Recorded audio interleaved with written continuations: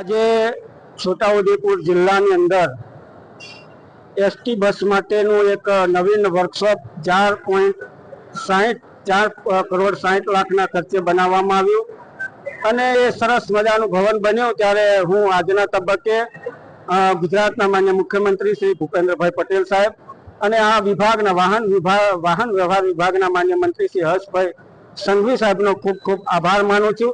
અને આ ભવનના લોકાર્પણ પ્રસંગે આપણી વચ્ચે ઉપસ્થિત જિલ્લા પંચાયતના સન્માનિત પ્રમુખ આદરણીય મલકાબેન પટેલ, સંખેડા મત વિસ્તારના લોકપ્રિય ધારાસભ્ય આદરણીય બેસીભાઈ તરવી, છોટાઉદેપુર વિધાનસભા મત વિસ્તારના સન્માનિત ધારાસભ્ય આદરણીય રાજેન્દ્રસિંહ રાઠવા અને જિલ્લા ભારતીય જનતા પાર્ટીના પ્રમુખ આદરણીય ઉમેશભાઈ રાઠવા ઉપસ્થિત રહી ભવનનું લોકાર્પણ કરવામાં આવ્યું અને આજથી અહીંયા જે કંઈક સગવડો મળવાની છે, આધુનિક સગવડો, એનો સારો ઉપયોગ થાય અને એમાંય પ્રજા સહકાર આપે એવી શુભેચ્છા। ડભોઈથી કરજણને જે રેલ માર્ગની કામગીરી પૂર્ણ થયેલ છે એના માટે માન્ય રેલ મંત્રી શ્રી અશ્વિની વૈષ્ણવ સાહેબને હું રૂબરૂ મળી અને રજૂઆત કરી અને એના માટે પણ ડીજીને સૂચના આપવામાં આવી છે। ટૂંકા સમયમાં પણ એ રેલ સેવા શરૂ થશે।